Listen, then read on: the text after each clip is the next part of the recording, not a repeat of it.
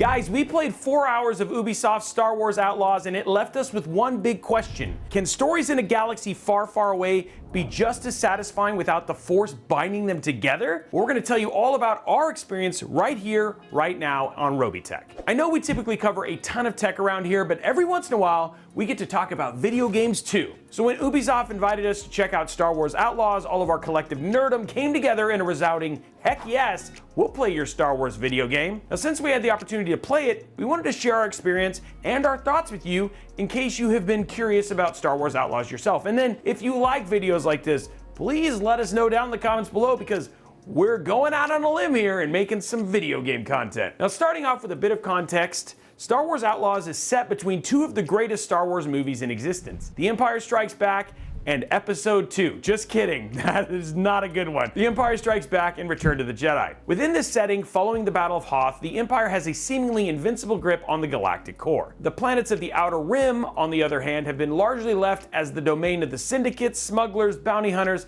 and the occasional ambitious Imperial commander trying to exert Imperial control. It's within this struggle for power, control, and opportunity that we meet Kay Vess, a young thief looking for the score of a lifetime to set herself up for, well, a lifetime. Alongside Kay is her little partner in crime, Nix, who is really good at nicking things, sabotaging electronics, and putting on the best play-dead show we've ever seen in a video game as of late.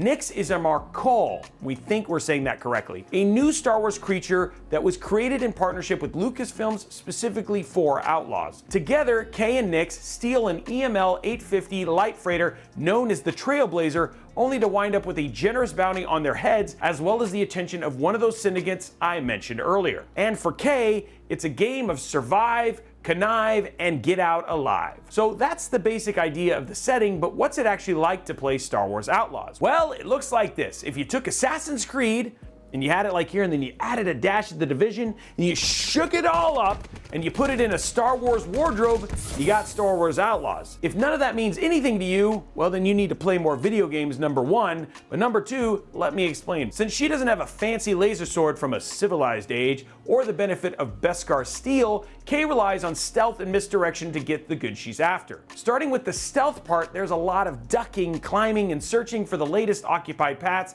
to get to your destination. One of the missions we played had us sneaking into a Pike Syndicate stronghold to retrieve sensitive information.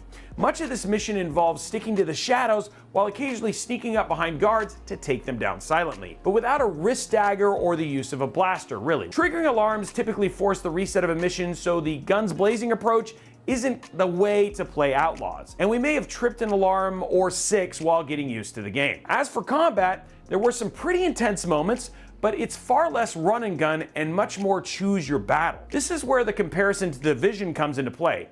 Much of the blaster combat we experienced was done from cover. While Outlaws didn't have the same cover mechanics as the Division, it was reminiscent enough to make the comparison. Now, what is different, and we love this, is that thanks to Nix, players can distract enemies, sabotage control panels, and even fetch items all from the comfort of their hiding spot, or as you sneak up from behind enemies for the knockout blow. I'm not so sure how I feel about the whole bare-knuckle punching stormtroopers encased in plastoid armor, though. I don't know, man. I don't know how you knock them out. Now, there's also space combat too, which felt pretty good. The Trailblazer has a locking system that allows you to lock on and follow ships you're engaging. This fixes a problem that some people have with games like Starfield or No Man's Sky, where it's difficult to stay locked on ships that are a whole lot faster than yours. I will say that if you like the challenge of a good dogfight, you don't necessarily have to use that system, but it's there for people who want it, and that's a huge win. There's also like hacking mini games where you can open doors with a data spike or slice your way into a data network. Slicing works as a guess the sequence sort of game,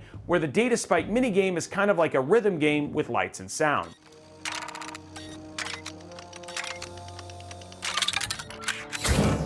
Now, the data spike game is a bit touchy if you have any input lag, but our guide, who we had there with us, who was walking us through the demo, actually made it sound like we could turn that off as an accessibility feature, which we love to see them thinking about things like this. So we're starting to get into the realm of opinion, and this really isn't a full Robeytech review. We've never done a Robeytech review on video games. It is hard not to be opinionated about two things that we love around here. Let's talk about our experience and observations. First off, it's always amazing to get a new Star Wars story, and a scoundrel story at that. The Star Wars universe is filled with interesting characters and cartels that often get overshadowed by gigantic space battles and lightsabers, which are also cool too, but not every player has to be a galaxy-altering one. To tell this story in Star Wars Outlaws, you can choose to take sides and build your reputation with crime families like the Hutt Cartel, throw in with the Crimson Dawn, support the Pike Syndicate, you name it. For example, the mission that we played during our test time, we had a choice to either hand over the data to the Crimson Dawn agent or give it to the Pikes. Choices like these will affect your reputation level,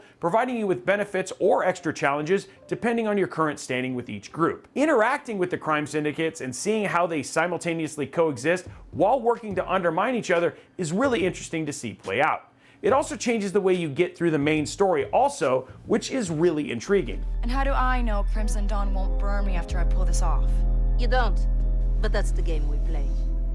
Next up, we have to talk about Nix. I mean, he is adorable. And yes, you can pet him, so that's a win right there. Being able to utilize him to distract guards or attack enemies while you close in for the killing blow really makes him feel like a true partner in the adventure rather than just a tool for your toolbox. This isn't just some random pet dog, this is an actual mechanism to play the game. Finally, there is also an upgrade system that allows you to modify the Trailblazer and your blaster, which opens up options for how you want to play. Do you want your blaster to deliver a stronger charge shot, or do you like the Stormtrooper approach of fire all the lasers and hope something hits? That doesn't usually work out for them. You choose what works for your playstyle though, which hopefully goes better than the whole Stormtrooper things. Now, all of this is great, but if you're not a fan of stealth games, Star Wars Outlaws may be a struggle for you. While the open world provides a lot of other cool things you can do, like riding a speeder bike or searching for hidden caches, you're going to need at least some patience for skulking around if you're going to really enjoy the game. In a lot of ways, Outlaws can very easily be another Assassin's Creed game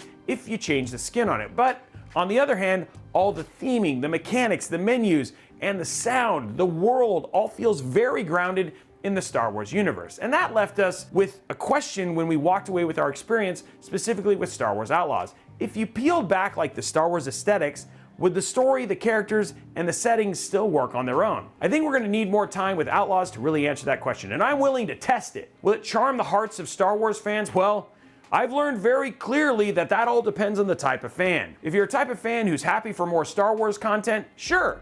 If you're a bit of a more hardcore, I think Ubisoft is going to have their work cut out for them. But is it alkalite?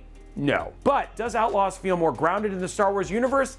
I think it does a really, really good job of that. Again, these are just a few of our thoughts and observations from our time with Star Wars Outlaws. We want to give a huge shout out to Ubisoft for letting us take a peek at their upcoming release. And we got to play a video game early. I haven't done that in a long time. So keep your eyes and ears open here at Robeytech though, because we do love Star Wars and we're probably going to be playing this on stream and more once it's released. And if enough of you are saying, yes, do a review, maybe we will. Anyway, that's all we have for you guys on this one. Thank you so much for watching this video. Make sure you follow us on all the socials. And while you're at it, why don't you go ahead and like and subscribe for more content like this or more tech content as well. Anyway, guys, that's it for us. Thank you for watching this video. We look forward to seeing you on the next one.